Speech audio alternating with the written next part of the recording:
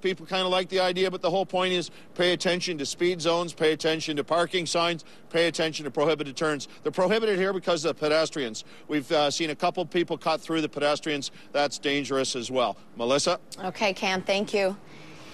Well, every day thousands of students in Toronto head to school hungry. This morning, a group of VIPs is visiting schools to find out about how the need for breakfast programs is absolutely necessary in many parts of the city. CP24's Nathan Downer, he joins us now from York Memorial Collegiate with more on this. And we saw the school bus. And again, take us through what the plan is today. Well, the plan is to head to two schools. One of them is Highfield Junior Public School in Etobicoke to feed students there and also to raise awareness of this issue. 1 in 5 students go to school without eating breakfast, and that affects the way they learn. So we're going to head on the bus right now just before it departs and speak with one of the organizers, John Embry from Toronto's Foundation for Successful Students. Just tell us a bit about what we don't know about this issue. Well, I think this is an issue that is really sort of below the radar of a lot of people in this city. I mean, there's a lot of hungry kids going to school in the morning, and this initiative we're behind is trying to alleviate that problem. And what we're trying to do also is, I think, get more awareness of the issue, because I think it's something that people should be aware of. And I certainly wasn't before I got involved. I got involved because we were happened to support it financially, and they asked me to go on the board. And what I found out subsequently has really opened my eyes, and I think a lot of other people in this city should have their eyes opened. And I noticed you've brought some friends with you, John. Who have you brought? Maybe Aubrey can get a shot of that. Well, this is a lot of supporters of the group. There's a lot of city councilors, a lot of government people that I think this is so much different than last year when I was on the bus. There's way, way more people. So clearly the initiative is taking hold, which is good. And hopefully it'll continue to sort of grow, because it's a huge leap forward in 1 year. Absolutely. Thanks for your time, John. I appreciate that. And they're also selling these T-shirts as well to help raise awareness and support some of the breakfast programs at some of the schools in the city. Melissa. It's a great initiative indeed. Nathan, thank you very much. Police looking for a stolen trailer loaded with Christmas presents that was destined for the Toys for Tots program. The trailer disappeared from the Rexdale and Bethridge Road area 10 days ago, and there's been no sign of it since. The Salvation Army is claiming that the truck was carrying up to $100,000 worth of toys. It bears the license plate E31351. Call police if you have any information. It could still be another 2 full months of diligent hand washing, sanitizer, and sleeve sneezing for Canadians waiting on the H1N1 vaccine. Health Canada has yet to approve a vaccine for testing, meaning that vaccinations for high-risk groups may not be available until December. Some experts say that may just be too late. The earliest vaccine testing would be October the 14th. It would then take about 6 to 8 weeks to complete these tests, but some public health experts are worried that the second peak of the virus will come in mid-November. David Letterman owning up to his mistakes. During the taping of last night's Late Show, Letterman admitted things have been, well, a little chilly at home since his public admission of sexual relationships with some of his female staffers. My wife, Regina, she has been horribly hurt by my behavior. And when something happens like that, if you hurt a person, then it's your responsibility. You try to fix it. Letterman also announced last week that he had been the target of an alleged $2 million blackmail threat. I got into the car. One of the most anticipated football games of the year had Brett Favre taking on his old team, the Packers, last night in Minneapolis. And here's evidence of just how seriously they were taking it. You know, it's only the Vikings dogs get petted. Even the doggy daycares were getting in on the fun. Check out the action at Pampered Pooch Playgrounds in Minneapolis. Owners dropping off their dogs before the game were asked if they were pulling for the Vikings or for the Packers. Now that decided what the dog would be wearing for the day. Turns out Vikings hounds, well, they outnumbered Packers pooches by about 2 to 1. Oh, speaking of pooches and cats and all kinds of furry, four-legged friends. Yeah, here's Matt, and you know what? Some of the animals are small enough for Matt to be really comfortable with, which is really good this morning. Good morning, Matt.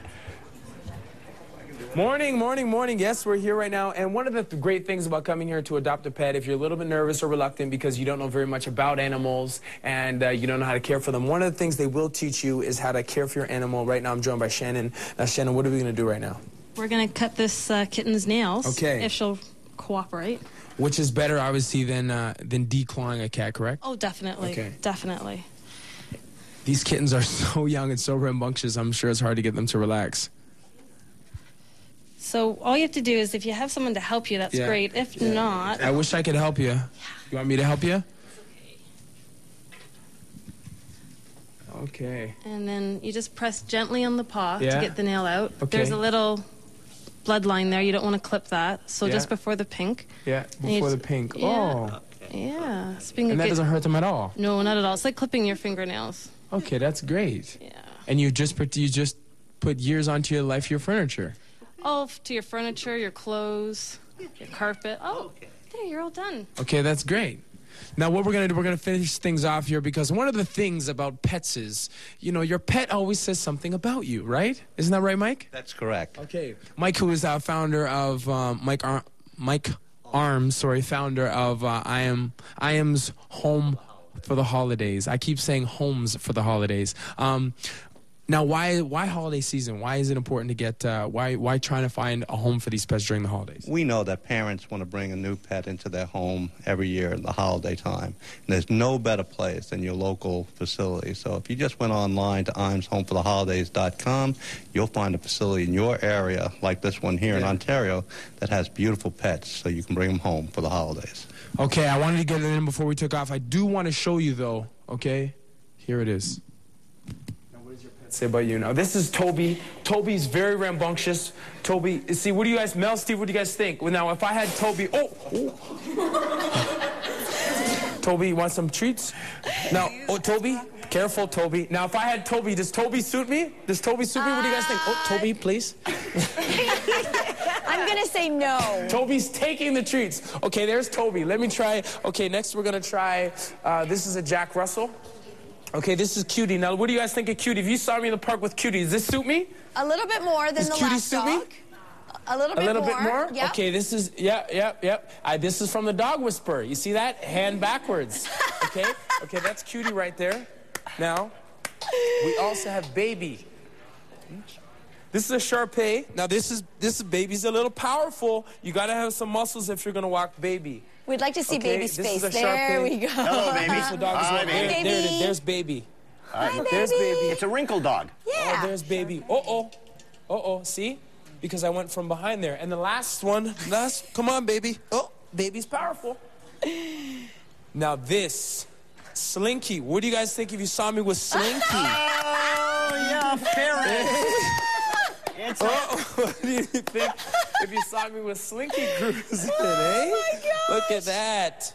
Slinky. All right, guys, that's about it. We'll post a link on our website, CP24.com, if anyone at home is interested in adopting a pet. And it's a great way to start the holidays with a brand new family member. Back to you guys. Oh, thank you so much, Matt. Thanks, Matt. Those ferrets can find places on your clothing and just kind of scoot down there. Yeah, so you gotta be real careful Slinky with that. was my favorite. I know all about this ferret. Welcome, Tanya Kim. Definitely not the dog whisperer. Just kidding. That's cute. Okay, so I guess we talked about Dave Letterman earlier. Oh, boy. He is not in violation of any sort of provision that CBS has. Well, the interesting thing is that Dave is not an employee of CBS. He is an employee of Worldwide Pens. Which he owns. And they are standing behind him. No lodge has been, no complaint has been lodged against Dave so far in terms of sexual harassment. Okay. So even though the girls are coming forward, but it's not. But like why are they doing that? Well, maybe 15 minutes of fame? I don't Boy, know. that's sad. I know. That's sad. But he apologized. I think he feels really horrible for his wife and for his staff who are now being hounded by the press. Is it typically, though, I'm sorry that I got caught? I don't think that's Dave's problem. No? Okay. I don't know. No, people do that all the time. They go, well... I think we know what Dave's problem is. Yeah. But, no, I'm kidding. Yeah, good point. Okay, so speaking of problems, Kate and John Gosselin, your favorite couple. I'm so over them, and I'm feeling more and more sorry for their little ones. Right. So Kate said that John basically left her with only $1,000 in this joint bank account they have. John saying that they have 11 bank accounts, and that's only one joint bank account. And he said he withdrew only $22,000 last Thursday, so he's got the paper trail to prove it. Yeah. Apparently now deed and mortgage documents have been leaked online, and they still owe tons of money on both of their homes, the one that's up for sale and the home that they're in now in Pennsylvania. Is there any kind of speculation as to how much money or do we know how much money they made doing this show? Just only over $2 million, $2.5 million. Just only. But they've been doing it for what, 2 years? Yeah. Yeah. And they've got 8 kids. They need every